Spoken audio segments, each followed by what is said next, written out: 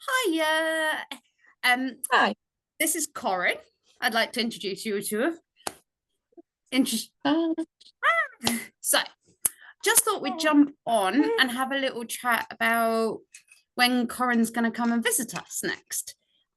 So the next workshop's in June, 18th, 19th, and then the one after that is the 20th, 21st of June.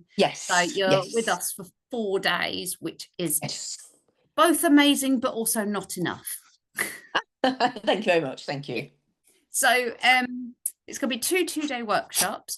And I get a Yes. lot of people asking me questions about what happens in the workshop, what they're all about, who are they aimed at. So I thought the easiest way was to let you do some explaining. So first off, do you want to Explain tell us a little myself. bit about yourself, Corinne? Introduce yourself Okay. to everyone. Yay. Okay, so I'm Corinne Wrend, as a little, yeah. And I've been training dogs for donkey's years. Um, Mainly my main sort of passion is sports dogs. So I lots of different sports, and I get a lot of people coming to my workshops who do obedience, do working trials, do IGP, lots and lots of different sports, and that's kind of where my passion is. But I also just love training. I love training dogs and people. So I've done a few different sports. At the minute, my sport I'm doing at the minute is IGP. I've been doing that for about 25 years, and that's a three-phase sport. So it's tracking, obedience with a bit of jumping, and protection. But that doesn't mean that the people coming on the workshop have to do a sport. You don't have to go, well, I don't want to do obedience. I just want to train my dog to do ABC. That's absolutely fine. So the workshops, but also if you do want to do a sport, that will be, that's great as well. But the workshops are designed really to give people information and a way of training the dogs and getting that communication across. So if we can understand how dogs learn and those little finer details, why the dog might be doing one thing when we expected it to do another, those are the little things that we try and look at on the workshop. So I use what we call markers. So a marker word that says to the dog, you've done the right thing and here is your reward. So we will look heavily into that, because I think that's a really good way of giving your dog information and managing the outcomes, if you like. So we'll do quite a bit on that. I also like to make sure that when we're in that little training phase, when we're training our dogs, they're learning, I want there to be some good sort of communication between dog and handler, but I also want that connection. So I want the dogs and the handler to be working as a team and enjoying. So if the person's not enjoying or the dog's not enjoying, then it's kind of not the right time to be training. So that emotional state of both dog and handler, I think, is really good. We can use our markers to help that, but sometimes it's just about, if you or your dog is in the right frame of mind, um, can we motivate them a little bit more? So they're the things we'll be looking at. And we'll also have a look at things if things go wrong, and I use the word wrong, not meaning the dog's got it wrong, but if the outcome is what we didn't expect, then why is that happening? And so I want to kind of look at stuff like that.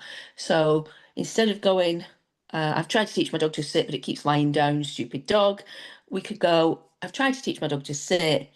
What's happening? Why is the dog thinking the down is what we want? So it's looking at it from the dog's point of view rather than our what we expect. And I do think that if we can kind of put ourselves in the dog's place and think what's happening, what does mum want, if we can look at it from their point of view, then it's going to make our training easier. And I think that communication between dog handler is just going to enhance our training. So hopefully, it doesn't matter if, like I say, you train dogs for sport, or you're just at the start of your dog training journey, you might never have trained a dog before, you just want to learn a little bit more, it's open to everyone. So when you come to the workshop, there's a little bit of theory, or maybe quite a lot of theory, but there is some theory, and then we work dogs individually. So you're not working with someone else. So if you're a little bit worried or embarrassed, or you think, I don't know anything and my dog doesn't know anything, that's absolutely fine. That does not matter. That's why you're there. Also, So, Corinne, that means yeah. that we can accept dogs that are reactive. Yes, absolutely. Yes, I mean, we definitely have done that in the past. That's absolutely fine. So yeah, dogs are done individually, so you don't need to worry about and it's such. I've done these workshops for Helen for quite some time, and it's just such a nice bunch of people that you really, really don't need to worry and think, oh, they're all looking at me. They all think I don't know what I'm doing. It's just such a nice, relaxed atmosphere. You come along, you enjoy the day, and hopefully you learn and take something back, which is about dog training. So I think that's kind of it, really. Is there anything more I should say? Um, just from observations of the previous workshops, one of the sort of helpful things that I think that a lot of people just starting their dog training journey is that you've got really brilliant ways of helping to increase the engagement before Yes, you've yeah, even started trying to do anything as yeah, complicated as a sit or a down. Actually, like, how can you get your dog listening to you in a more distracting yeah, environment?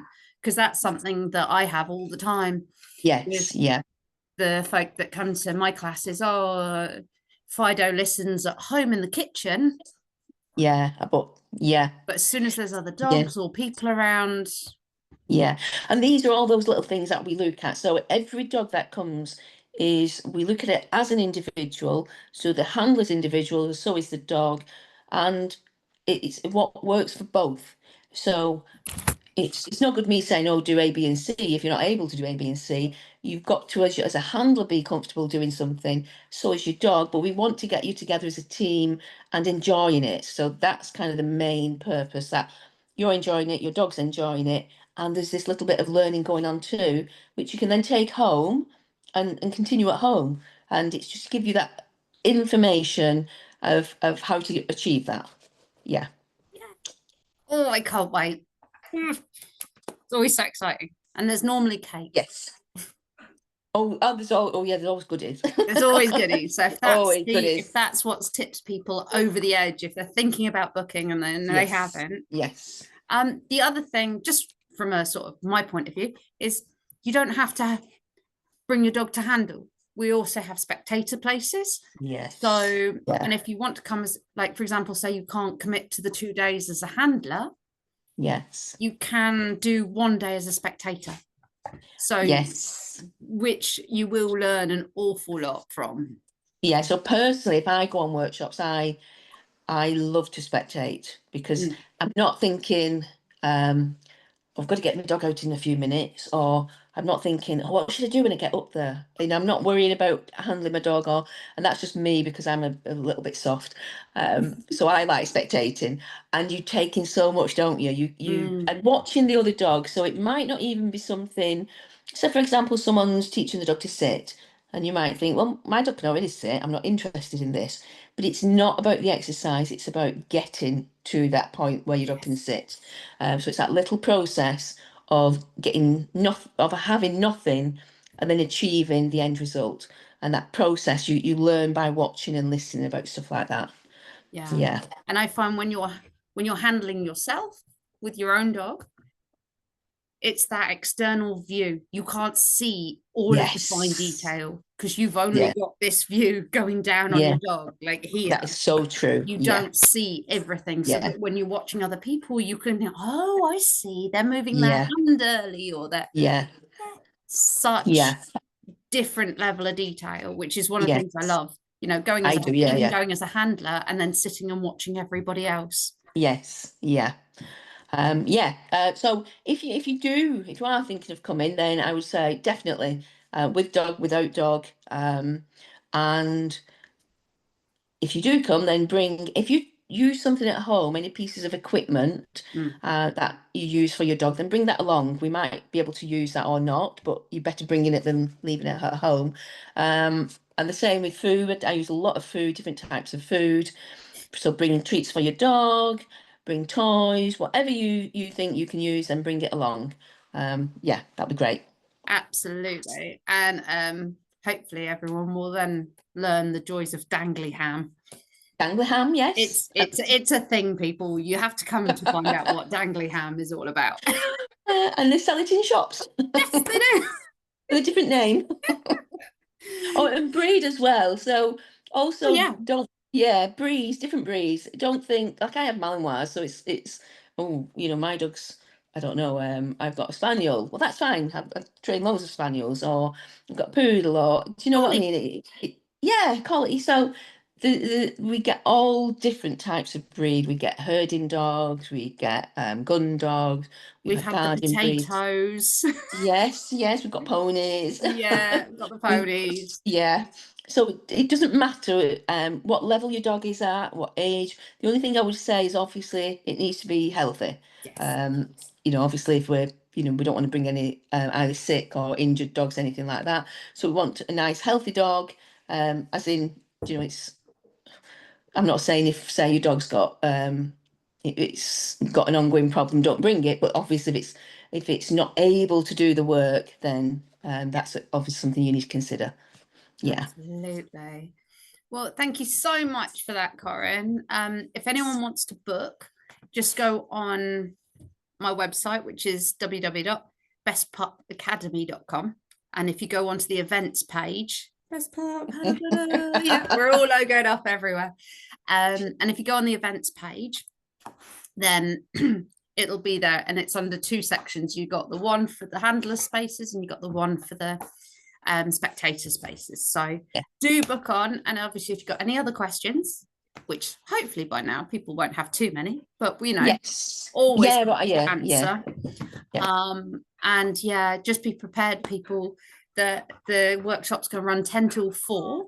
However, Corinne over there is known for being extraordinarily generous with her time. Yes. Someone called me Ken Dog the other day. I He like used that. he used to go on for hours, didn't I he? believe one of the first workshops that I ever attended with you, it was 7 o'clock and we were still Yes. training. And I was like, Corinne, I've got to go home now Yes. because I got to go I'm back in the better now. morning. I'm a lot better than that. Yeah, no, we keep it in check. But yes, no, it's wonderful how much you give to the Thank you. training session. So that's why we really appreciate it. But fantastic. And I look forward to seeing you in, it's a few weeks now. Oh, it's not that long. It's only a couple of weeks, isn't it? A couple of weeks. Yeah. It'll be very Okay. exciting. Yes. Right. Okay. I shall see you all there. See you all there. Bye-bye. Let me stop. Oh my God, how do I stop the recording? Hi, puppy. I'll let you turn it off because I have no idea how you do it. No. Oh, it was so obvious to start. Oh, there Oh, there it is.